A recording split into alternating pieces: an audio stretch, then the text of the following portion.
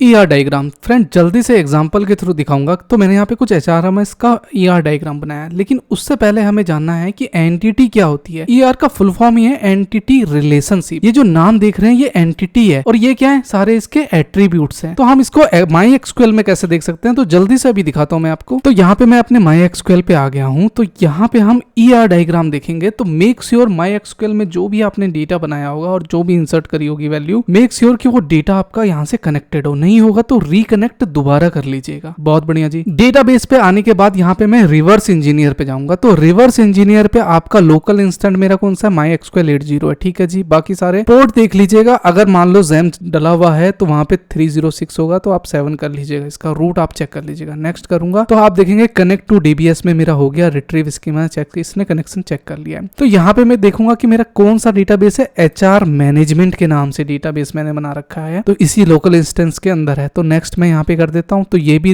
Retrieve हो गया और कंप्लीट सक्सेसफुल हो गया, ठीक है जी। अब इसे एग्जीक्यूट कर देता हूँ मैं और नेक्स्ट कर दूंगा। Total 6 table schema HR management finish कर दूंगा। तो आप देखेंगे यहाँ पे ये सारे एक दूसरे से कनेक्ट है। बस यही है ER डायग्राम, जो मैं आपको टेबल के थ्रू समझाने की कोशिश कर रहा हूँ कि कौन सा प्राइमरी की है और कौन सा किसके थ्रू यहाँ पे कनेक्टेड हो रहा है। ये जस्ट लाइक उसी तरह है जिस तरह हम अपना कनेक्शन चेक करते हैं। तो आप देखेंगे कि यहाँ पे ER डायग्राम में इसमें आप एट्रीब्यूट्स वगैरह चेंज कर सकते हैं, लेकिन अभी थोड़ा कॉम्प्लेक्स है, उसमें हम बाद में देखेंगे। इस टेबल को हटा देता हूं। तो आप देखेंगे कि मैंने जिसको फॉरेन की दिया था और जिसको एम्प्लॉय दिया था वो सारे यहाँ पे एक दूसरे से कनेक्टेड है। तो इसको मैं पहले रीअरेंज करता हूँ। जैसे यहाँ पे मेरा एम्प्लॉय आ गया, ठीक है जी। एम्प्लॉय के बाद लेट से मैं यहाँ पे कर लेता हूँ उसकी अटेंडेंस कर लेता हूँ, ठीक है जी। अटेंडेंस कर लिया। अटेंडेंस के अंदर डिपार्टमेंट कर लेता हूँ, ठीक है जी। फिर वहां पे कर लूंगा क्या, मैं उसकी सैलरी कर देता हूँ, ठीक है जी। सैलरी कर दिया। फिर उसके बाद क्या करता हूँ मैं, यहाँ पे उसका वेकेशन कर देता हूँ। इसको थोड़ा सा इधर करने की देर है, इसको इधर कर देता हूँ, इसको इधर कर देता हूँ, इसको इधर, इसको इधर और इसको यहाँ पे कर देता हूँ। अब मेरा टेबल जो है यहाँ पे ER डायग्राम में है। ये जितने भी ऊपर अटेंडेंस, डिपार्टमेंट, सैलरी, वेकेशन आप देख रहे हैं, ये सारे क्या है, मेरे एंटिटी हैं और इसके ये सारे एट्रीब्यूट्स हैं। तो यही होता है ER। जिस तरह ऊपर आप देखेंगे ER डायग्राम यहाँ पे आ गया, एंटिटी रिलेशनशिप डायग्राम है। हम चार्ट के थ्रू यहाँ पे भी दिखा सकते हैं इसको। और आपने अगर बना लिया और प्रेजेंटेशन कैसे शो करके दिखाएंगे, तो सिंपली फाइल पे चले जाइएगा और यहाँ पे एक्सपोर्ट करके यहाँ पे अपना, अगर मान लो export as single page PDF में करना चाहे तो PDF में करके डेस्कटॉप पे सेव कर दीजिए। और ER डायग्राम लिख देता हूँ मैं। तो डेस्कटॉप पे देखूंगा तो यहाँ पे मेरा PDF बन चुका है। मतलब देखिए कितना इजी है। आपको ये चीज जो बना के आप देंगे प्रेजेंटेशन पे, तो ये आपका सबसे ज्यादा एकदम मार्क्स जो है लगेगा आपके उसमें। सिनोप्सिस हो गया, प्रोजेक्ट हो गया, तो ये सबसे ज्यादा इंपॉर्टेंट रोल होता है कि आप अपने सिस्टम से ER जनरेट करिए। क्यों मैनुअली बनाना, ये जो मैंने बना के दिया हुआ है ये तो मैंने अपने PPT में बनाया हुआ है। तो PPT में बनाने की जरूरत क्या है भाई, एडवांस का जमाना है तो एडवांस चलिए ना। तो इस टेबल को मैं थोड़ा सा और यहाँ पे एक्सपेंड कर दूंगा। सबका इंडेक्स जो है कौन सी प्राइमरी की है, अब देखेंगे यहाँ पे मैं क्लिक करूंगा तो मेरी ऑरेंज लाइन जो है अपना किसको इंडिकेट कर रही है, यहाँ पे प्राइमरी की को। तो आप टेबल पे जाके देखेंगे तो ये सारा टेबल पे है। और यहीं पे अगर मैं मान लो स्टेट डेट्स या कुछ और लेता हूँ तो यहाँ पे हर एक लाइन अपने आप में कुछ ना कुछ इंडिकेट कर रहा है। जिस तरह एम्प्लॉय ID में आप देखेंगे यहाँ पे EMP ID है, यहाँ पे ये ग्रीन शो कर रहा है मेरा। और जो मेरा इसका है ऑरेंज का, वो क्या कर रहा है, सारे प्राइमरी की यहाँ से सारे इंसर्ट में प्राइमरी की यहाँ पे देखेंगे। अगर मैं यहाँ पे अपने लोकल इंस्टेंस में दिखाऊं तो देखिए एम्प्लॉय ID रेफरेंस दे रखा है मैंने फॉरेन की। मतलब ये क्या करता है, एक दूसरे को रेफरेंस देता है। तो इसी तरह हम अपना ER डायग्राम बना सकते हैं। तो ER में हमने समझ लिया कि ये सारे एंटिटी हैं और ये सारे इसके एट्रीब्यूट्स हैं। मतलब कोई भी हो, मान लो हॉस्पिटल है तो हॉस्पिटल का नाम आ जाएगा, एड्रेस आ जाएगा, वो क्या है, एट्रीब्यूट्स हैं। और हॉस्पिटल क्या हो गया, एंटिटी हो गया। बहुत बढ़िया जी। बाकी थ्योरी मैंने एक हॉस्पिटल मैनेजमेंट का भी बना के देखा है, तो आप थ्योरी आप खुद ही पढ़ लीजिएगा। फॉरेन की क्या है, प्राइमरी, ये हमें पूरा क्लियर हो चुका है। नेक्स्ट मूव करते हैं फिजिकल DBMS। अब ये क्या है, नीड डायग्राम। देखिए फिजिकली DBMS आर्किटेक्चर आपको बताता है कि आपका आर्किटेक्चर काम कैसे कर रहा है। तो हमें पता है कि डेटाबेस में हमने स्कीमा बनाया। स्कीमा में क्या करा, हमने एक डेटाबेस बनाया, वहां पे DDL compiler, data dictionary management manager क्या है। अब डेटा डिक्शनरी क्या आ गया फ्रेंड्स, जल्दी से एग्जांपल बताऊं तो कोई भी अगर आप बुक देखेंगे, सपोज दैट उस पर फिजिक्स लिखा है, तो फिजिक्स का क्या है, डेटा डिक्शनरी है। मतलब फिजिक्स के बारे में पूरा उसके बारे में है। और उसी तरह जिस तरह मैंने HRMS दिया तो वो क्या है, डेटा डिक्शनरी है। अब यहाँ पे HR मैनेजमेंट से है। तो ये क्या है, मेरा एक data dictionary HR management create database, मतलब ये क्या डेटा डिक्शनरी। अब देखिए इसके अंदर डिपार्टमेंट आ गया, टेबल आ गया, ये मेरी सारी चीजें इसके अंदर आ गई है, मतलब इसके बारे में है कि कितने एम्प्लॉय हैं, क्या सैलरी है उसकी, उसमें इंसर्ट है। तो इसमें जल्दी से मैं बताऊं तो डबल इसका हाइफन का निशान देंगे तो इसका कमेंट होता है, मतलब ये आपका जो है रीड नहीं करेगा, इसीलिए मैंने मोर रीडेबल हो तो इसीलिए मैंने ये 2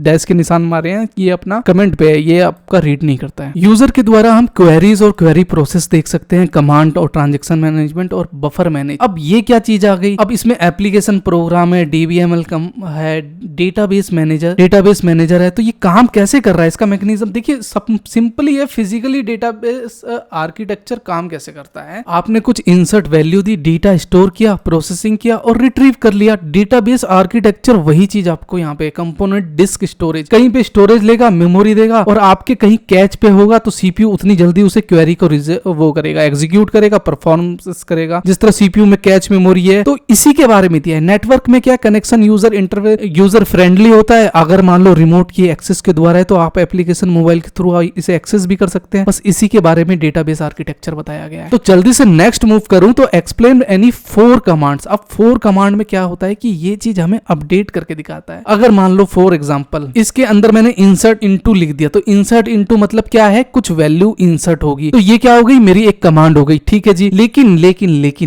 इंसर्ट इनटू वेकेशन के अंदर मैं जाऊंगा तो ये एट्रीब्यूट्स के अंदर ये सारी चीजें इसी तरह होनी। अब ये वाला टेबल ऊपर है और आपको नीचे इंसर्ट करना है, तो सर कैसे होगा, इसका भी है, सब चीज का दौड़ है। यहाँ टेबल पे जाओगे और यहाँ पे आप चले जाना वेकेशन के अंदर। तो वेकेशन के अंदर अगर आप जाओगे तो कॉलम दिखेगा, तो कॉलम के अकॉर्डिंग देखिए वेकेशन आईडी है, हाँ जी आईडी है, जूम कर दूं क्या, हाँ जी वेकेशन आईडी है, तो वेकेशन आईडी लिख दिया मैंने। एम्प्लॉय आईडी है, employ ID, start date, end date और रीजन, इसी के अकॉर्डिंग ही यहाँ पे डेटा फीड करना, तभी वो इंसर्ट वैल्यू होगी। तो पहला हमारा कमांड हमें पता चल गया कि हम कैसे कर सकते हैं, हाँ जी इंसर्ट। इसी तरह अपडेट होगा, डिलीट होगा और सिलेक्ट होगा। आप खुद से करके देखिए, तभी ज्यादा मोर अपडेट होगा। मैं तो इसमें कर ही दूंगा, लेकिन मैं आपको होमवर्क देता हूं कि अपने डेटाबेस में ये अपडेट और डिलीट करके खुद ही देखिए। कमांड यहाँ पे लिखी हुई है, आप रीड कर सकते हैं। नेक्स्ट मूव करते हैं, what is use of sequential file organisation. अब यार ये सीक्वेंशियल क्या है, सीक्वेंशियल मतलब एक कंसिस्टेंसी, एक वे में है, ये नहीं है कि कोई भी डेटा उठा के कहीं पे भी पेस्ट कर दिया। फॉर एग्जांपल अगर मान लो सपोज दैट मेरे को इस डिपार्टमेंट के अंदर मेरे को डिपार्टमेंट की आईडी आ गई, नेम आ गया, और डिपार्टमेंट में अगर मेरे को ब्रांच ऐड करना होगा तो मैं डिपार्टमेंट ही लिखूंगा ना, ये थोड़ी ना कि मैं एम्प्लॉय लिख दूंगा। तो यही है सीक्वेंशियल डेटाबेस, इसी के अकॉर्डिंग ही आपका डेटा ऐड होता है। तो यहाँ पे रो 1, रो 3 और देखेंगे R3 और न्यू रिकॉर्ड हो गया यहाँ पे R2, तो ये अपना R2 में चला जाएगा। लेकिन R2 में कैसे जाएगा, for example since record are in order retrieve and storage operation straightforward. Example maintenance student records in university database store by a roll number. अब ये थोड़ी ना कि 2250 का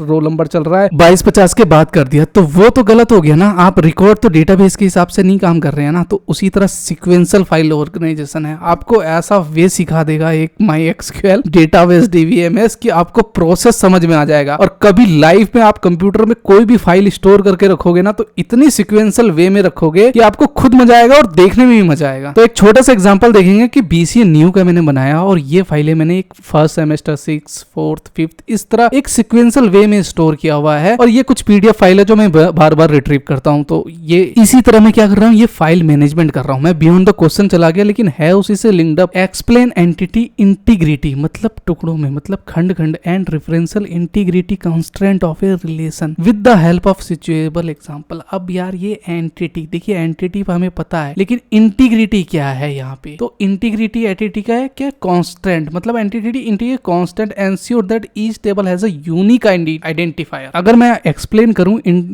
देखिए हिंदी में वर्ड होता है अखंडता, वैसे इसका एक्यूरेसी है, रिलायबल है, कंसिस्टेंसी, ये एक वर्ड आ गया इसी के अंदर ये। तो एंटिटी इंटीग्रिटी कंस्टेंट, इसमें है क्या, table has a unique identifier preventing null value, मतलब प्रिवेंटिंग मतलब रोकता है, नल वैल्यू मतलब अगर 0 वैल्यू है तो उसे नहीं लेगा। प्राइमरी की P के कॉलम, जिस तरह प्राइमरी की दे दिया आपने तो वो एक कॉलम चलता जाएगा। देखिए 101 आया, फिर 2 आया, फिर 3 आया। तो यही है अपना एंटिटी इंटीग्रिटी कंस्ट्रेंट। क्लियर है यहाँ पे। तो डिपार्टमेंट आईडी यहाँ पे जिस तरह एम्प्लॉय चाइल्ड रेफरिंग्स टू डिपार्टमेंट, तो ये क्या कर रहा है, एक रेफर कर रहा है। लेकिन डिपार्टमेंट में हमने प्राइमरी की दिया तो 1 2 3 हर किसी में देखिए प्राइमरी की में एक सिक्वेंशियल वे में इंटीग्रिटी है, कंसिस्टेंसी है। है। तो यहाँ पे every table must have a primary key, the primary key can not contain null value, वो नल वैल्यू नहीं करेगा इंस्टेंट ऑफ जब तक मैं कैरेक्टर पे वहां पे नॉट नल ना लिख दूं। अगर आप पहले की वीडियो देखते आ रहे हैं तो आपको इंटरेस्टिंग लगेगा। देखिए कितना एग्जांपल अच्छा था और तुरंत यहाँ पे ये भी हमने अचीव कर लिया। नेक्स्ट मूव करते हैं। यहाँ पे अब देखिए आ जाता है ये